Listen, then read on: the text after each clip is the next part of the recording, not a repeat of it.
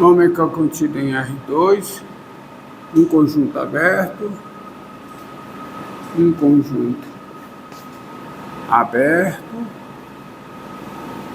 conjunto aberto, tá? F, tá? F,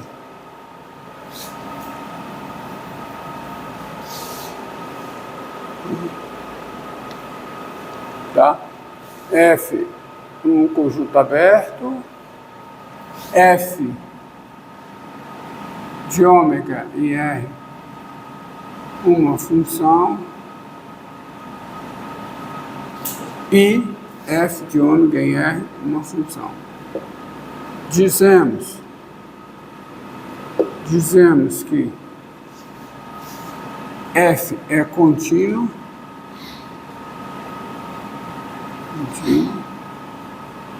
quando dizemos que F é contínua quando F é contínua em todos os pontos de ômega. Todos os pontos de ômega. Tá? Dizemos que F é contínua quando F é contínua em todos os pontos de ômega. Entendido? Entendido aí? Por exemplo, exemplos. São contínuas as funções. São contínuas as funções.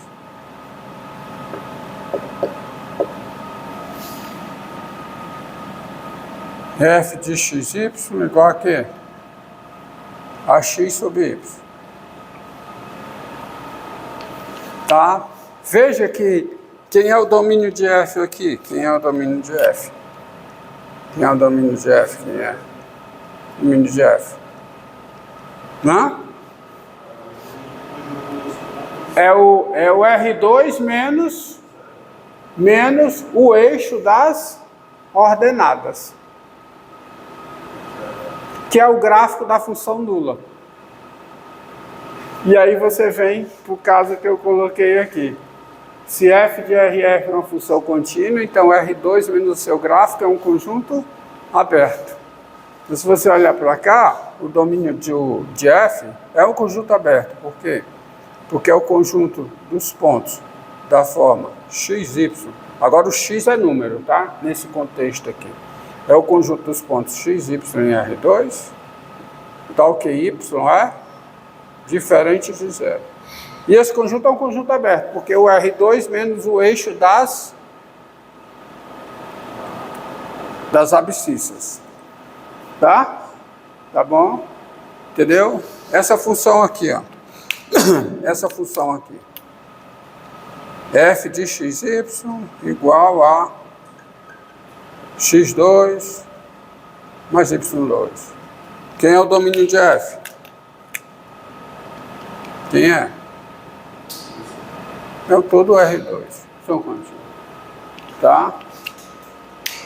Entendido? Entendido? Essa é uma função contínua.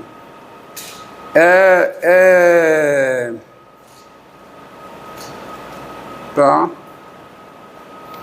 Olha aqui. É bom que se diga. F de xy igual raiz quadrada de 1 menos x2 menos y2. Tá? 1 menos x2 menos y2. Então, quem é o domínio da F aqui? Aí é importante. É importante. Quem é o domínio da F aqui? Isso é uma observação importante. Quem é o domínio da F? Hã? Quem é o domínio da F?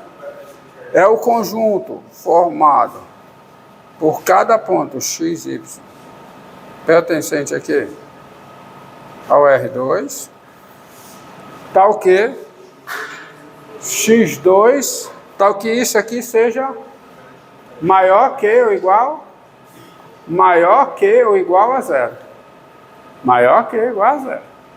Não é não? Ou seja, tal que o x2 mais y2 seja o quê? Menor que ou igual a 1. Tá? Né? Menor que ou igual a 1.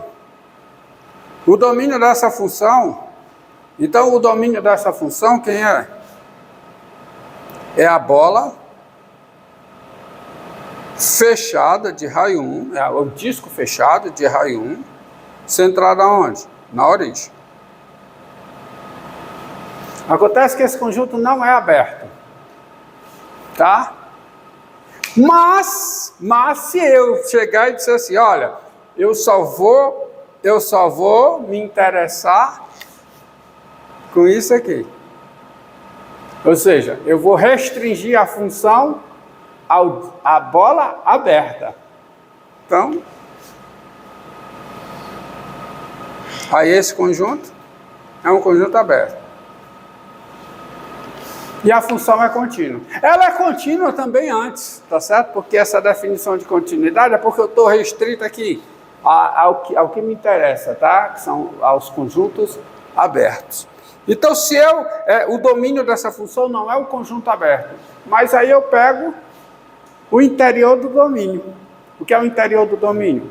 O conjunto formado só pelos pontos interiores. Tá certo? Então eu pego só isso aqui. Eu vou ao interior do domínio, que é um conjunto o quê? Aberto.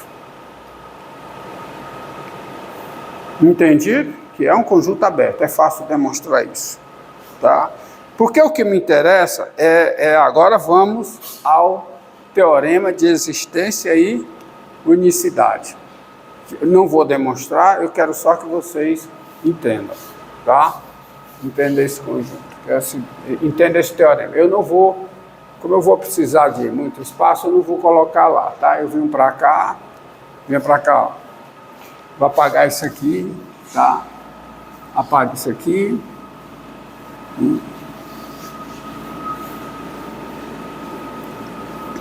Mas não vou escrever aqui, tá? Vou escrever lá porque eu quero começar.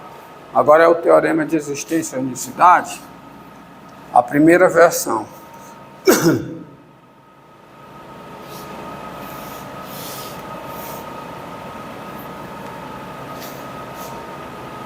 Tá? Tá bom?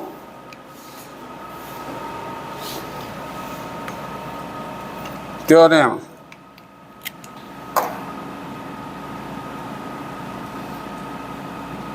Não, antes disso tem outra coisa.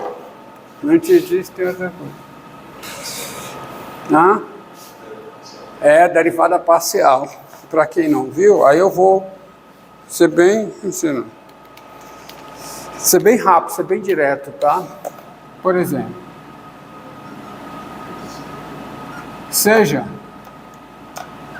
por exemplo, essa fusão aqui, f de xy igual a x3 y2 mais x y3 mais 1. Tá? A derivada parcial em relação à primeira coordenada dessa função, porque essa função é uma função de duas variáveis. O que é a derivada parcial? E aí eu não vou dar definição, como é que chama? A definição matemática precisa, tá? Eu vou dar uma consequência da definição, tá? Porque senão, esse não é um curso de cálculo 3, é um curso de equações diferenciais. Já estou aí restringindo, tá, o escopo de apresentação e vou restringir aqui também. Então, quando você tem uma função desse tipo, a derivada parcial dessa função em relação à primeira coordenada é você pegar a expressão aqui. Por exemplo, quem é a derivada parcial em relação à primeira coordenada, que é a derivada parcial em relação a x. É você olhar para essa expressão e calcular a derivada, tá? Lembre-se que a derivada é um limite. Mas daí tem as regras de derivação, que é um caminho indireto para você achar esse limite. Então, derivar a derivada parcial dessa função em relação à primeira coordenada é você derivar isso aqui como se o y fosse uma constante.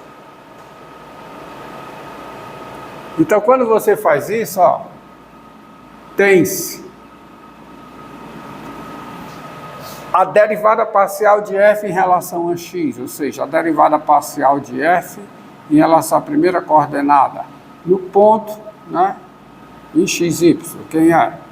É você olhar para cá e deriva como se o y fosse constante. Só o x que é variável. Então, se você deriva pensando no y2 como constante, qual é a derivada disso aqui? Em relação a x? 3x2, y2.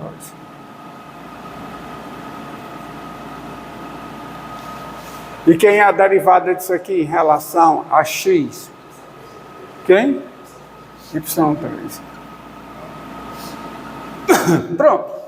É isso. Não vou entrar em mais detalhes, não.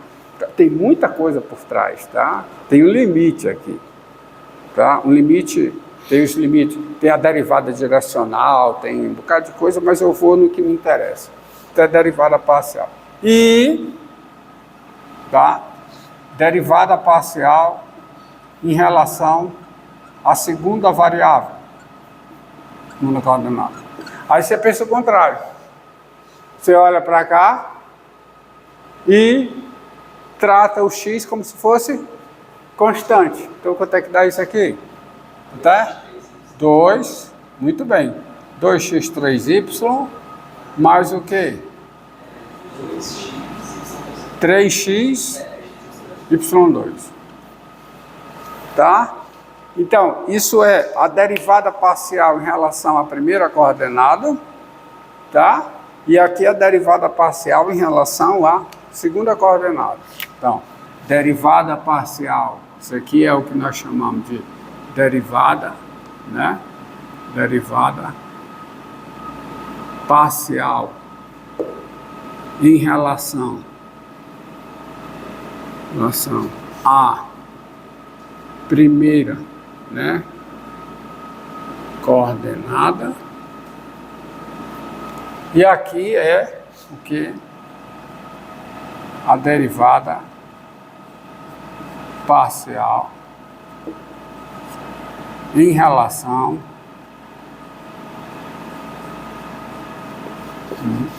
ao que? Segunda coordenada. Vocês vão ver porque essa discussão é importante, tá? Porque eu não concebo você falar em equações diferenciais sem mencionar o teorema de existência e unicidade. E o teorema de existência e unicidade leva em conta todos esses conceitos. Por exemplo, para g de xy igual a quê? A x sobre x mais y. Né? Tem-se para essa função aqui. Quem é a derivada parcial, né? E, ó, não é d, é esse aqui, né? Derivada parcial de g em relação a x, ponto xy. Então, você vai fazer o quê? Vai derivar essa expressão pensando o y como uma constante. Tá? Então, usa a regra do quociente. Derivada do numerador, que é 1, vezes o denominador, que é quanto? X mais y. Tá? Derivada do numerador, que é 1, vezes o denominador, menos, repete o numerador, que é x, vezes a derivada do denominador em relação a x, que é quanto? 1 sobre o denominador ao quadrado. Então fica x mais y ao quadrado. Entenderam? Quanto é que dá isso? Y sobre x mais y ao quadrado. É isso aqui. Tá, ó, de novo. Derivada do numerador, que é 1, porque eu estou derivando em relação a x. aí eu considero o y como uma constante. Né? Tá? Olho para o y como uma constante. Então fica 1 vezes x mais y menos, tá? O numerador que é x vezes a derivada do denominador que é 1. Dá isso aqui. E a derivada parcial. A derivada parcial de quem? A derivada parcial de g em relação a y. Tá? Tá? Um ponto x, y, quem é? Então, vai derivar isso aqui. Aí o x é uma constante. Então, é x vezes a derivada de 1 sobre x mais y, que é quanto? Vezes, né? Porque x é uma constante. Derivada de 1 sobre x mais y, menos a derivada de x mais y em relação a y, que é 1, dividido por quê? E mais y ao quadrado. Então, isso aqui dá quanto? Menos x sobre... Eu estou aplicando logo a fórmula, estou aplicando a fórmula direta. Tá? O x é constante, tá? O x é constante, então fica x vezes a derivada de 1 sobre x mais y. Derivada em relação a y. Então dá quê? Dá menos. A derivada fica a derivada do denominador, que é 1 sobre o denominador ao quadrado. Dá menos x. Que é exatamente, ó, se você analisar, ó, é a derivada do numerador, que é 0, vezes o denominador, dá 0, menos o numerador vezes a derivada do denominador, que é 1, dividido pelo denominador ao quadrado, tá? Então é isso. Então isso é derivada parcial, tá? Agora essa derivada parcial, ela aparece no teorema de existência e unicidade. E isso eu tô dando a fórmula, eu não estou dando a definição, eu estou dando a fórmula que dá o cálculo da derivada parcial, tá? Isso é importante porque agora vem o teorema de existência e unicidade. Teorema de existência e unicidade, versão 1. É como tem o teorema fundamental, o primeiro teorema fundamental do cálculo e o segundo teorema fundamental do cálculo.